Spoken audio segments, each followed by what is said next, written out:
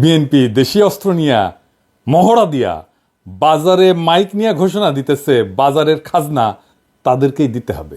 শুনেন, যতদিন পর্যন্ত এই বাজার আমার নেতৃত্বে চলবে এবং আপনাদেরকে আমি দয়া করে বলছি দোকানদার ভাইয়েরা আজকের থেকে আপনারা খাজনা দেওয়া শুরু করবেন।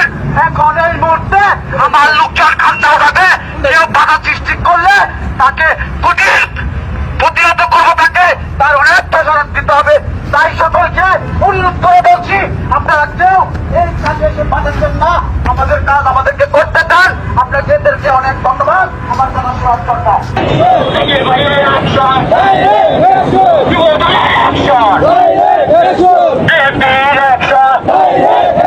আওয়ামী লীগের দালালরা হুঁশিয়ার সাবধান।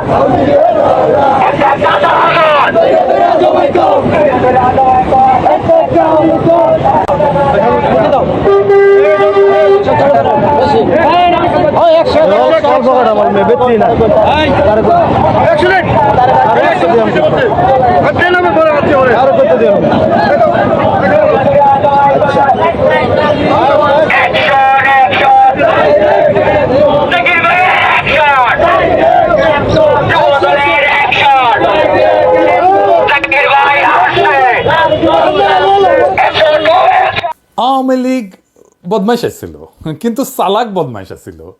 এরা তো দেখতেছে বেকুব টু দি পাওয়ার ইনফিনিটি। আবার দেখেন, আগে বলছিলাম না ওয়াজের স্টেজে উঠা আওয়ামী লীগের মতো বেদ্যবি করতো বিএনপি, আজকেও দেখেন কেমন বেদ্যবি করিচ্ছে ওয়াজের স্টেজে উঠা। আচ্ছা, আমি বিএনপির নাম নিয়ে কোনো কথা বলেছি?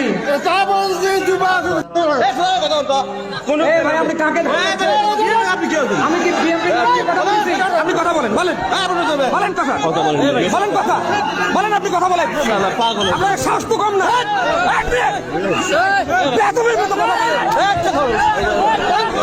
এরপরে বেদ্যবি করতে আসলে ধোলাই দিবেন একেবারে। একটা জায়গায় ধোলাই খেলে না সারা বাংলাদেশে সাইজ হয়ে যাবে। সেদিন দেখলাম ঠাকুরগাঁয়ের বিএনপি নেতা বলতেছে মির্জা ফখরুলের সমালোচনা যদি অযৌক্তিক হয় তাহলে বাড়িঘর থাকবে না। শুনেন, যৌক্তিক সমালোচনা করবেন, আমরা আপনাদেরকে বাহাবা দিব, ধন্যবাদ দিব।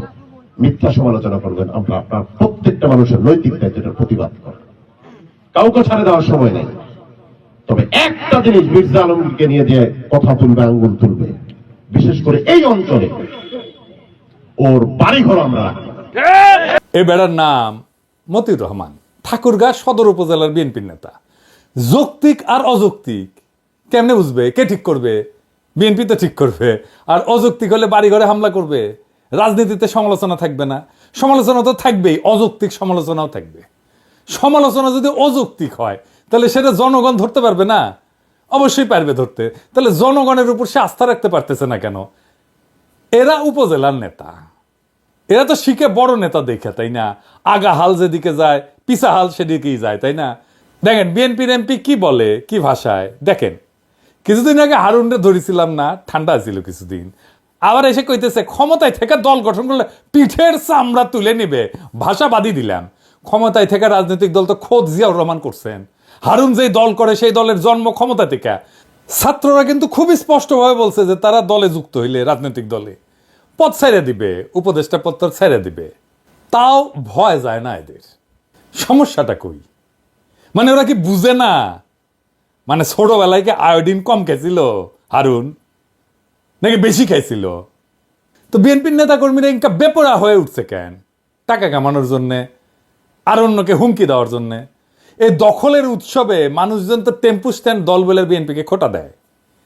তো দেখি আসলে এই ব্যাপারটার মধ্যে কি লুকায় আছে। এর কারণ হইতেছে যে বিএনপির দল চালানোর মতো কোনো একটা আর্থিক ব্যবস্থা নাই। এই যে চাঁদাবাজি আর টেন্ডারবাজির অভিযোগ, তার আসল কারণটা কিন্তু ওইখানে। এই অভিযোগগুলো যে বিএনপি শত্রুরা বাড়ায় বাড়ায় বলতেছে তা কিন্তু না। জামাতের ব্যাপারে চাঁদাবাজির কিন্তু দুই একটা নিউজ হয়, অভিযোগ আসে, কিন্তু এটা বিএনপির মতো ব্যাপক না। কারণ জামাতের দলের একটা ইকোনমি আছে, একটা আর্থিক ব্যবস্থা আছে, তার কর্মীদের পালার মতো। বিএনপির নেতারা টাকা কামায়, কিন্তু টাকার আয়টা তার নিজের। পাচার হয়তো করে না, কিন্তু টাকাটা তার নিজের। এর একটা অংশ তারা হয়তো পার্টিতে চাঁদা দেয়, বড় জোর নির্বাচনের সময় কর্মীদের হাতে কিছু টাকা টাকা দেয়। বছরের বাকি সময় নেতা কর্মীরা কিভাবে চলবে, পরিবারের ভরণ পোষণ কিভাবে হবে, কোরবানি কিভাবে দেবে, বাচ্চাদের 2 দিন চিকেন ফ্রাই কিভাবে খাওয়াবে, সে ব্যাপারে বিএনপির কোনো নজর নাই।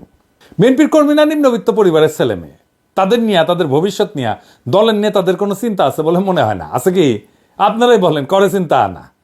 বিএনপির এই কর্মীরা মাঠ পর্যায়ে, তৃণমূলের কর্মীরা বেশিরভাগই ঘরের খেয়া বনের মস্তারায়, কিন্তু সেটার তো একটা লিমিট আছে, তাই না? তাইলে দলের নেতাদের উন্নতি, তাদের আয় রোজগার বৃদ্ধি, তার সাথে সাথে কর্মীদের এবং দেশের উন্নতি হওয়ার কথা, তাই না? বিএনপির বেলায় কিন্তু সেটা দেখি না। তো জামাতের বেলায় দেখা যায়, কিন্তু জামাতের বিশাল বিশাল আর্থিক ইনস্টিটিউট তারা তৈরি করতে পারছে। আমরা পরবর্তীতে এটা নিয়ে আলাপ করব। কিন্তু ধরেন বিএনপির ব্যাপারে দেখি, বিএনপির কোনো ইনস্টিটিউট আছে, প্রতিষ্ঠান আছে? ধরেন হাসপাতাল, ডায়াগনস্টিক সেন্টার, ওষুধ কোম্পানি, মানে জামাত যেগুলো করে আর কি, ব্যাংক, গার্মেন্টস, মার্কেট, স্কুল আছে, বিশ্ববিদ্যালয় আছে, টিভি স্টেশন আছে, ব্যাংক আছে, হোটেল আছে, রেস্টুরেন্ট আছে, এমনকি নাটকের দল, গানের দল আছে? নাই। ইকোনমিক, কালচারাল, ইন্টেলেকচুয়াল কোনো অ্যাসেট নাই। সংবাদপত্র আছে, কুরিয়ার সার্ভিস আছে, আইটি ফার্ম আছে, কনসালটেন্সি সার্ভিস আছে, রিসার্চ সেন্টার আছে, থিঙ্ক ট্যাঙ্ক আছে? নাই। কর্মী থেকে বুদ্ধিজীবী পর্যন্ত কোথাও প্রফেশনালি এনগেজ হওয়ার কোনো ব্যবস্থা নাই বিএনপির লোকদের। বিএনপির কয়টা প্রতিষ্ঠান আছে যেখানে তাদের কর্মীরা চাকরি পায়? বিএনপির শক্তিশালী শ্রমিক সংগঠন কোথায়? জামাত তো বিএনপির চেয়ে ছোট দল, জামাতের যতগুলো হসপিটাল আছে তার তো 10 গুণ হাসপাতাল থাকা উচিত বিএনপির, তাই না? 10 গুণ বাদ দিলাম, জামাতের যতগুলো আছে ততগুলো হাসপাতাল নাই কেন বিএনপির? বিশ্ববিদ্যালয়, স্কুল, কোচিং সেন্টার, সারা দেশে কোনো হোটেল আছে, কারখানা আছে? বিএনপি কর্মীরা কেন স্বাভাবিকভাবে জানে না যে অমুক প্রতিষ্ঠানে গেলে আমার চাকরি হওয়ার কথা? জামাত ইসলামী ব্যাংক তৈরি করছে, ক্ষমতা যাওয়ার অনেক আগে, ইবনে সিনা করছে 80-র দশকে। আর একটা কারণ, এই সমস্ত প্রতিষ্ঠান থাকা রাজনৈতিক দলের জন্য খুবই দরকারি, কারণ পার্টির কর্মীদের কাজের মধ্যে থাকা দরকার। শ্রম না দিয়া বিনা পরিশ্রমে অর্থ উপার্জনের যে মানসিকতা, সেইটা খুবই বিপজ্জনক মানসিকতা, এবং এইটা একসময় করাপ্ট হবেই, তাকে করাপ্ট করে ফেলবে। বাংলাদেশের রাজনৈতিক নেতারা, আপনারা কিছু মনে করবেন না, আপনাদের অসম্মান করার জন্য আমি এটা বলতেছি না, এটা বাস্তবতা। আপনার পেশা কি? আপনার আয় উপার্জন কিভাবে হয়? আমি তো কারোই বৈধ প্রকাশ্য কোনো আয়ের উৎস দেখতে পাই না। এটা রাজনীতিতে সবসময় একটা কোশ্চেন মার্ক। বিনা পরিশ্রমে টাকা উপার্জনের উপায় থাকলে দলের কর্মীরা অসৎ কাজে জড়িয়ে পড়ার সুযোগ পাবে। মানে ক্ষমতা আছে কিন্তু কাজ নাই, এরকম মানুষজন বিপদের কারণ হয়ে দাঁড়াবে, তো তাদের মাথায় শয়তান বাসা বাঁধবে সহজেই। আমি পেশার খুব গুরুত্ব দিই। মানে দেখবেন যে ফেসবুকে এসে অনেকে রাজা উজির মারে না, আমি উমুক, আমি তমুক, প্রচুর জ্ঞানের কথা বলে। ওর একটা লিঙ্কডইন প্রোফাইল খুঁজে বের করবেন, তাইলে বুঝবেন যে ও আসলে প্রফেশনালি, পেশাগতভাবে সে কি করে, কোথায় করে, কাদের সাথে কাজ করে, তার নেটওয়ার্কের মধ্যে কারা কারা আছে, এটা দেখবেন। এটা খুব জরুরি। আপনি অনেক দেখবেন মানে রিসার্চ আর পিএইচডি অমুক তমুক মেলা কিছু করে ফেলছে, লিঙ্কডইনের কোনো প্রোফাইলই নাই, বুঝছাও? তার মানে ও কিছু করে না, কিচ্ছু না, বা যা করে সেটা বলতে চায় না সে। বুঝতে পারছেন? এটা যদি চিন্তা করে দেখেন যে বাংলাদেশে সমাজের নিচ থেকে উপরে ওঠার ভালো কোনো রাস্তা নাই। এক প্রজন্মের মধ্যে, নৈতিকতার সীমার মধ্যে এক শ্রেণী থেকে আরেক শ্রেণীতে যদি উঠতে চায়, সেটা প্রায় অসম্ভব ব্যাপার। এই বাস্তবে যদি এইটা আপনি করতে চান, তো একটাই মাত্র পথ খোলা আছে, সেটা রাজনীতি। রাজনীতি করে আপনি প্রচুর টাকা কামাইতে পারবেন, আপনার আর্থিক অবস্থা যাই থাকুক না কেন, তাই না? এটা খুব বিপজ্জনক একটা দেশের জন্য, খুবই বিপজ্জনক একটা দেশের জন্য। এই জন্যই বাংলাদেশের রাজনীতি দাঁড়াইতে পারে না, রাজনৈতিক দলগুলো দাঁড়াইতে পারে না, শক্তি অর্জন করতে পারে না। এই সিন্ডিকেট ভাঙতে হবে। কিন্তু রাজনীতিকে একমাত্র পথ হিসেবে যারা দেখে, যারা রাজনীতি শুধু করে, তাদের এই বাস্তবতাটা বুঝতে হবে এবং তাদের জীবিকা নির্বাহের দায়িত্ব নিতে হবে। নাইলে কর্মীরা বিএনপির রাজনৈতিক প্রতিপক্ষদের কোলে গিয়ে উঠবে, অথবা চাঁদাবাজি মারামারি সংস্কৃতি আরো বাড়বে। এই যে বিএনপির লোকেরা, কিছু মনে করেন না, ওরা যে আওয়ামী লীগের লোকদেরকে রক্ষা করলো কি জন্যে? ওইটার স্টেক নিতে গেছে। তারা ওই লোকটা ছাড়তে পারে নাই, ওই টাকার লোকটা ছাড়তে পারে নাই, টাকা পাইছে, তারা রক্ষা করে ফেলছে। বিভিন্ন জেলায় আপনারা দেখছেন না, বিএনপির কাঁধে বেশে আওয়ামী লীগ পুনর্বাসিত হচ্ছে, আওয়ামী লীগকে রক্ষা করছে বিএনপি। কেন রক্ষা করছে? একটা ফাইন্যান্সিয়াল ইন্টারেস্ট ছিল, একটা টাকা পয়সার একটা লেনদেন ছিল, সেই জন্যই রক্ষা করছে। এবং দেখছেন তো, এই যে পেশা না থাকার কারণে, একটা আয় উপার্জনের, একটা সৎ আয় উপার্জনের জায়গা না থাকার কারণে দেশের ভবিষ্যৎ, দেশের রাজনৈতিক ভবিষ্যৎও এইটা সংকটে পড়ে যায়। যে কারণে মানুষ রাজনীতি করে সেটা অর্জনের জন্য ভালো বিকল্প পথ দিতে হবে, শক্তিশালী পার্টির ফান্ড তৈরি করতে হবে এবং পার্টির একটা আর্থিক ব্যবস্থা তৈরি করতে হবে। বিএনপি চাইলে এটা করতে পারে, শুধু বিএনপি না, নতুন দল যারা আসতেছে তারাও এটা চিন্তা করতে পারে। আমি তো জামাতের বাংলাদেশের ব্যবসা প্রতিষ্ঠানের কথা বললাম, আমরা দুনিয়ার কিছু উদাহরণ দেখে আসি। পিসিআই এটা ইটালিয়ান পার্টি, 1945 থেকে 1991 মধ্যে একটা ইউরোপের অন্যতম শক্তিশালী কমিউনিস্ট পার্টি ছিল। এদের বিভিন্ন সমবায় সংস্থা ছিল, প্রকাশনা সংস্থা ছিল, রিয়েল এস্টেট ছিল, হোটেল ব্যবসা ছিল এবং দলীয় সদস্যদের কর্মসংস্থান হইতো, তহবিল সংগ্রহের জন্য এই জিনিসগুলো কাজে লাগে। তো তাদের রেস্টুরেন্ট ছিল, বার ছিল, সামাজিক ক্লাব ছিল, ট্রাভেল এজেন্সি ছিল, তাদের সহযোগী সংগঠনগুলো হলিডে রিসোর্ট করছিল, গেস্ট হাউস করছো, এমনকি এখানে দলীয় সদস্যরা ছাড়ে থাকতে পারতো।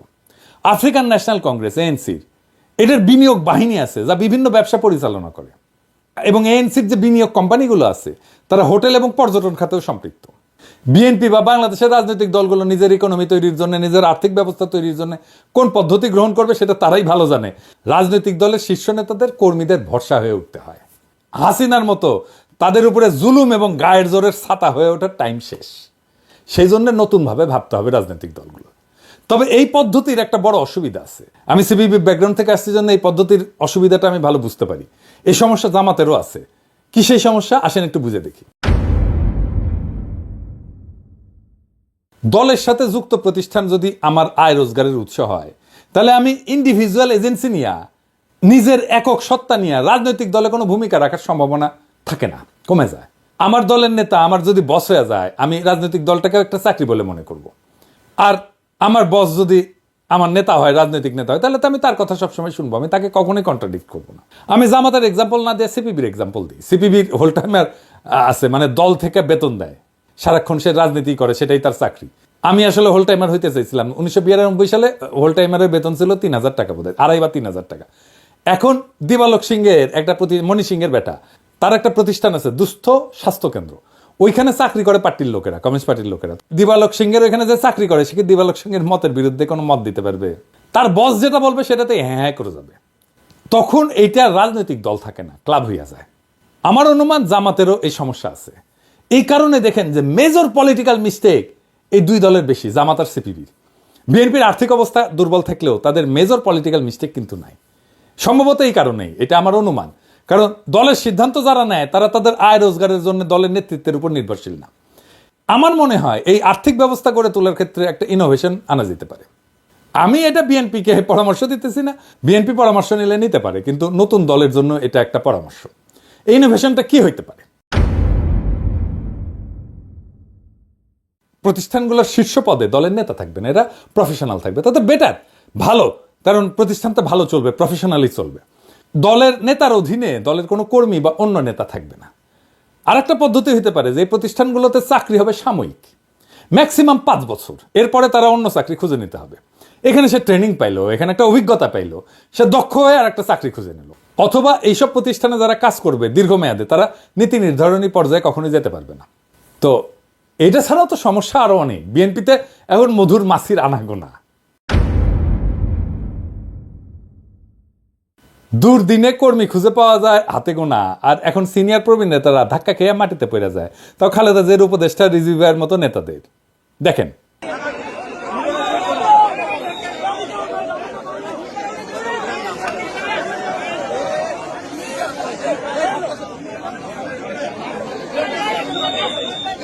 ফুল দিয়া শ্রদ্ধা জানাইতে গেছে, সেটা ভেঙ্গে শেষ। এখনই যদি এই অবস্থা, তাহলে ক্ষমতায় গেলে কি হবে সামনে চিন্তা করেন। বিএনপির স্বাস্থ্য প্রতিমন্ত্রী ছিল, কোষাধ্যক্ষ ছিল, স্বাস্থ্য প্রতিমন্ত্রী ছিল মিজানুর রহমান সিনহা। দলের প্রাথমিক সদস্যপদ প্রত্যাহারের পাশাপাশি রাজনীতি থেকে অবসরে যায় 2020 সালে। ওনার একটা ওষুধ কোম্পানি আছে, একমি ল্যাবরেটরিজ। ওষুধ কোম্পানিগুলো স্বাস্থ্য মন্ত্রণালয়ের অধীনে, ওষুধ কোম্পানি সংক্রান্ত সিদ্ধান্ত নেয় স্বাস্থ্য মন্ত্রণালয়। সেইখানে মিজানুর রহমান সিনহা মন্ত্রী হতে পারেন না, এটা কনফ্লিক্ট অফ ইন্টারেস্ট। তাও করলেন মন্ত্রিত্ব, তারপরে উনি নাই কোনো রাজনৈতিক কর্মসূচিতে, লড়াই সংগ্রামে নাই, উনি ডুব মারলেন ব্যবসায়। এমনকি 2020 সালে তিনি দল আর রাজনীতি থেকে অবসর নিলেন। যখন দলের কর্মীরা গুম হইতেছে, খুন হইতেছে, বনে বাজারে ঘুরতেছে, তখন উনি দল ছাড়লেন। উনি না, শুধু আরেক মন্ত্রী মোর্শেদ খান ছাড়লেন দল, আরো অনেকে ছাড়ছেন। পদত্যাগপত্রে মিজানুর রহমান সিনহা বললেন, গত কয়েক বছরে আমার ব্যবসায়িক ব্যস্ততা বাড়া, পাশাপাশি শারীরিক নানা সমস্যা দেখা দিয়েছে। 5 বছর পরে ওনার শরীরে জোশ আসিছে, ক্ষমতার কাছাকাছি। মিজানুর রহমান সিনহা, আপনি কোন সালসা খাইছেন এনা কবেন, আমাকে না কন, নয়তো সেই সালসা প্রফেসর ইউনুসের দায়পার পরা বুড়া খাটাস উপদেষ্টাগুলোর এনা খিলান, এইগুলা শরীরেও এনা জোশ আসুক, আর আমাক এনা কানে কানে কয়ে দেন না মিজানুর ভাই, বয়স বাড়িচ্ছে তো, আর কিছুদিন পর তো লাগবে আমারও, এনা টেস্ট করে দেখলাম ইনি শরীরে ক্যাঙ্কা জোশ আসে। দিবেন না? মিচ্ছি এনা দিলেই হবে, প্যাডে দিয়েন, হ্যাঁ নাকি ভাই আমার।